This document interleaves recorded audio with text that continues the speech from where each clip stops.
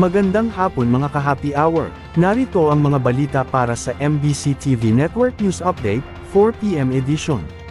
Military deals, unit sa external defense. Apektado ng kawalang quorum sa Senado. Yan ang MBC TV Network News, ni Edniel Parosa.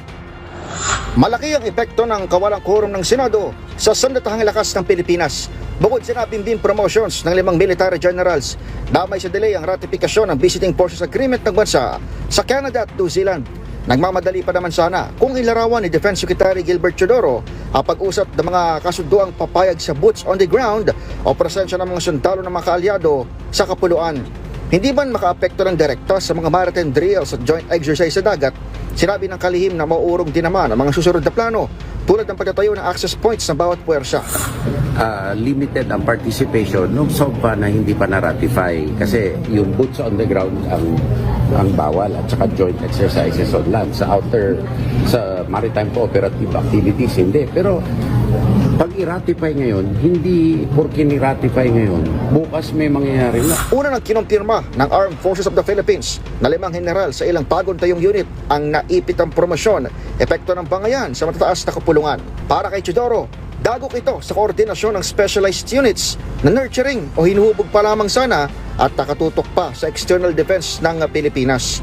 Apela ng kalihim sa mga senador, wag naman sanang pabayaan ang hanay ng kasundaluhan. Sila ang naatasan na maghulma nitong mga specialized units at integrative units. So, ito ay para sa external defense and para sa rationalization. Para sa MBC TV Network News, ako si Edniel Parosa, Laser Wage.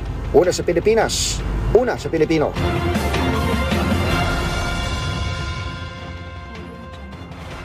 Samantala, ex-DPWH Secretary Bonoan, wala na sa kustodiya ng PNP General Hospital. Kinumpirma ng Philippine National Police na wala na sa kanilang kustodiya si dating Department of Public Works and Highways Secretary Manuel Bonoan. Sinabi ni Police Colonel Allen Reyco, ang officer in charge ng Public Information Office ng PNP, na nitong gabi ng Martes ay nailipat nila sa isang pribadong pagamutan ng dating opisyal. Ang nasabing hakbang ay base na rin sa naging rekomendasyon ng doktor mula sa General Hospital ng PNP, dahil sa kulang ang pasilidad ng kanyang pagamutan. Natitiyak naman ng police official na bantay sarado ang kinaroroonan ng dating kalihim, kung saan limitado lamang sa abogado at malapit na kaanak lamang ang pinapayagang makalapit. Magugunit ang itinakbo ng PNP General Hospital si Bonoan, ilang oras matapos na lumabas ang warrant of arrest nito, dahil sa kasong plunder mula sa Sandigan Bayan, dahil sa pagtaas ng kanyang blood pressure. Naghain ito ng apela sa Sandigan Bayan na kung maaari ay ma-hospital arrest nito, dahil sa dinaramdam niya. At yan ang mga balita para sa MBC TV Network News Update, 4 PM edition. Abangan ang mga susunod na balitaan mamaya, para sa 5 PM edition.